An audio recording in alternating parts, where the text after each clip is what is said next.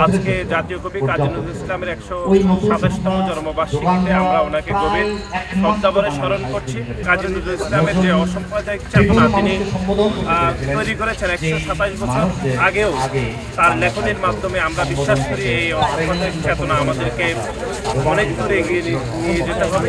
আজকে আমাদের জাতীয় কবি কাজী নজরুল ইসলামের ১২৭তম জন্মবার্ষিকী উপলক্ষে আজকে বাংলাদেশ জাতীয়তাবাদী ছাত্র দলের পক্ষ থেকে আমরা শ্রদ্ধা জানিয়েছি। আমরা বিশ্বাস করি জাতীয় কবি কাজী নজরুল ইসলাম তার পুরো জীবনে যে একটা অসাম্প্রদায়িক চেতনা এবং জাতীয়তাবোধ এবং একই সাথে যে বিদ্রোহের যে জয়গান তিনি তৈরি করেছেন সারা বাংলায় এবং সারা বিশ্বে, তার এই ধারাবাহিকতায় বাঙালি এবং বাংলাদেশি সকলে জাতীয়তাবাদে উদ্বুদ্ধ হয়েছিল। আজকে জাতীয় কবি কাজী নজরুল ইসলামের ১২৭তম জন্মবার্ষিকীতে আমরা ওনাকে গভীর শ্রদ্ধাভরে স্মরণ করছি।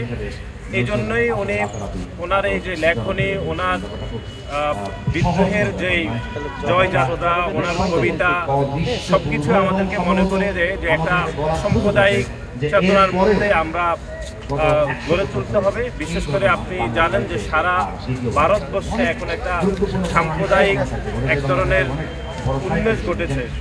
তারই ধারাবাহিকতা আমরা পূর্বে দেখেছি যে তিনি অসাম্প্রদায়িক চেতনা গড়ে তুলেছেন। আজকের এই দিনে আমরা কাজী নজরুল ইসলামের যে অসাম্প্রদায়িক চেতনা তিনি তৈরি করেছেন ১২৭ বছর আগেও, তার লেখনীর মাধ্যমে আমরা বিশ্বাস করি এই অসাম্প্রদায়িক চেতনা আমাদেরকে দীর্ঘকাল ধরে অনেক দূর এগিয়ে নিয়ে যেতে হবে। এবং আজকে জাতীয় কবি কাজী নজরুল ইসলামের ১২৭তম জন্মবার্ষিকীতে আমরা কবির প্রতি কবির শ্রদ্ধা জানাচ্ছি। ধন্যবাদ।